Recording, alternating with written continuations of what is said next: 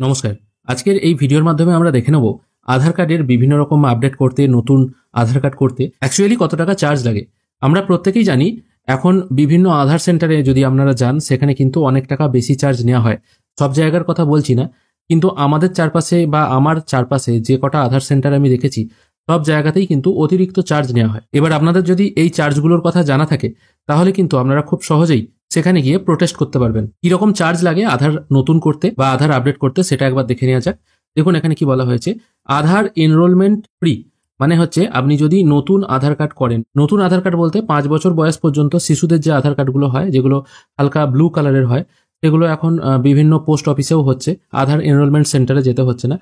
যদিও পোস্ট অফিসে বাচ্চাদের আধার কার্ড এবং আধার কার্ডের সঙ্গে ফোন নাম্বার আপডেট এই দুটি কাজে হয়, বাদবাকি কিন্তু কোনো কাজ হয় না। অর্থাৎ শিশুদের আধার কার্ড বলুন অথবা যে কোনো মানুষ, সে হয়তো তার বয়স হয়তো অনেক হয়ে গেছে, তিনি হয়তো ফার্স্ট টাইমের জন্য আধার কার্ড করবেন, এক্ষেত্রে সেটাকে আধার এনরোলমেন্টই বলে।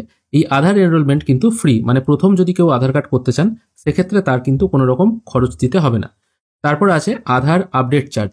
এবার এই আপডেটটা কিরকম হতে পারে সেটা একবার দেখুন। প্রথমটা হচ্ছে বায়োমেট্রিক আপডেট। বায়োমেট্রিক আপডেট বলতে আপনার হাতের ছাপ, চোখের মনি, এই জিনিসগুলোকে বায়োমেট্রিক আপডেট বলা হয়। দেখুন এখানেও বলা হয়েছে fingerprint, iris and photo. Update of enrol biometric. এবার বায়োমেট্রিক আপডেট আপনি যদি 5 বছর থেকে 7 বছর বয়সের মধ্যে করেন সেক্ষেত্রে সেটা ফ্রি হবে। 5 বছর বলতে শিশুদের আধার কার্ড যেমন প্রথমে ব্লু থাকে, তারপর যখন শিশুটার বয়স 5 বছর একদিন হয় তখনই কিন্তু তাকে বায়োমেট্রিক আপডেট করাতে হয়। কারণ 5 বছরের আগে যখন কোনো শিশুর আধার কার্ড হবে সেক্ষেত্রে তার গার্জেনের হাতের ছাপ কিন্তু সেই আধার কার্ডটায় থাকে, সেই শিশুর হাতের ছাপ কিন্তু সেখানে থাকে না। সেই জন্য 5 বছর হয়ে গেলেই তার আধার কার্ড আপডেট করতে হয় এবং সেখানে সেই শিশুর হাতের ছাপগুলো চলে আসে। তাই 5 থেকে 7 বছর বয়সের মধ্যে কেউ যদি আধার কার্ড আপডেট করে সেক্ষেত্রে তাকে কিন্তু কোনো টাকা দিতে হবে না, সেটা কিন্তু ফ্রি অফ কস্টে হবে।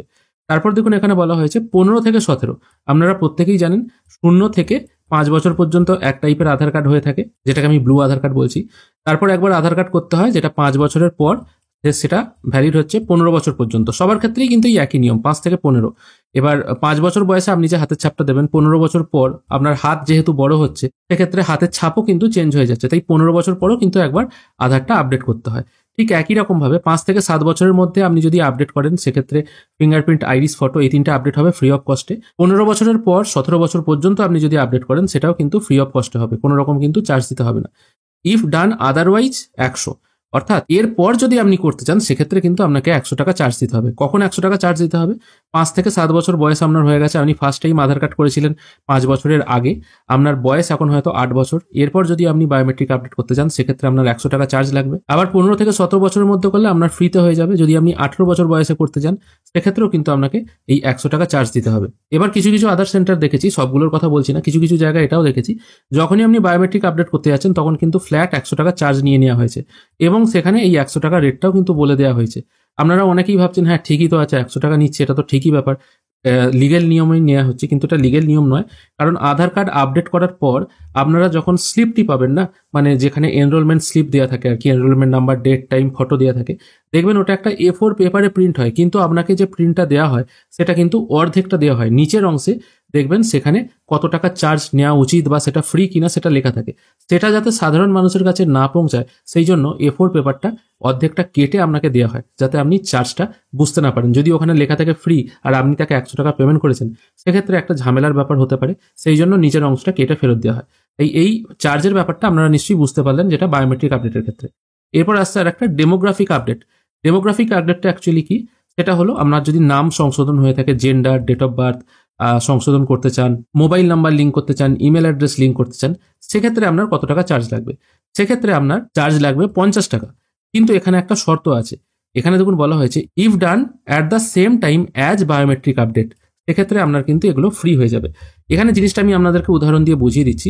ধরুন আপনার জেন্ডারে প্রবলেম আছে, হয়তো প্রথমবার যখন আধার এনরোলমেন্ট করেছিলেন তখন হয়তো আপনার জেন্ডারটাকে ভুল করে ফেলেছে, এরকম কিন্তু প্রায়ই দেখা যায় বা মিস্টেক দেখা যায়। ডেট অফ বার্থটা হয়তো ভুল হয়ে গেছে, এরকম একটা সমস্যা হয়েছে। সেক্ষেত্রে এই কারেকশনগুলো যদি আপনি এই বায়োমেট্রিক আপডেটের সময়ই করিয়ে নেন সেক্ষেত্রে কিন্তু এর জন্য আর টাকা দিতে হবে না। ধরুন আপনি এখানে একটা বায়োমেট্রিক আপডেট করাচ্ছেন 100 টাকার বিনিময়ে, যেখানে আপনার ফিঙ্গারপ্রিন্ট, আইরিস আর ফটো আপডেট হচ্ছে।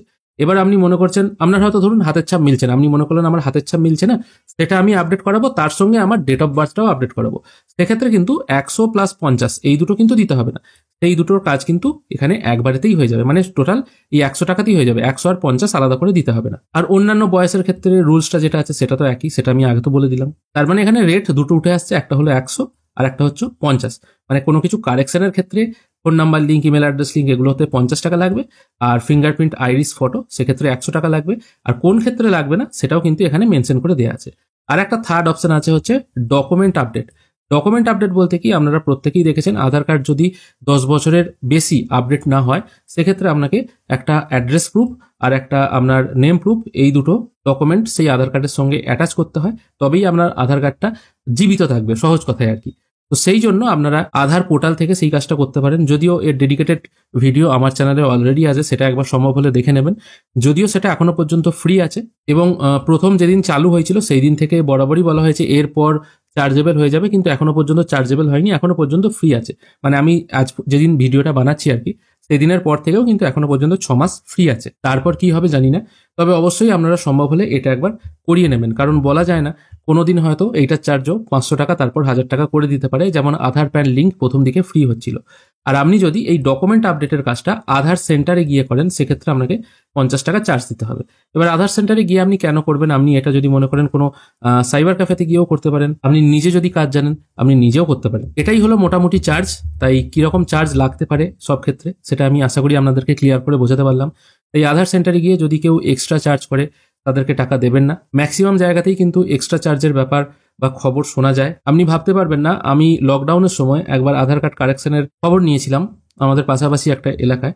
তারা বলেছিল পার হেড 450 টাকা করে লাগবে। লকডাউন মানে 2020 সালের এপ্রিল মে মাসের কথা বলছি। তারা বলেছিল 450 টাকা করে লাগবে, এবং সেটা হবে রাতের দিকে, রাত 7টার পর বা সন্ধ্যে 7টার পর। আর যদি আপনাদের সঙ্গেও এরকম বেশি টাকা নেওয়ার চার্জ ঘটে থাকে, সেক্ষেত্রে আপনারা কমপ্লেন জানাতে পারেন myaadhar.uidai.gov.in এই ওয়েবসাইটে চলে আসবেন। এখানে আসার পর গ্রিভেন্স অ্যান্ড ফিডব্যাক এই অপশনটায় ক্লিক করবেন।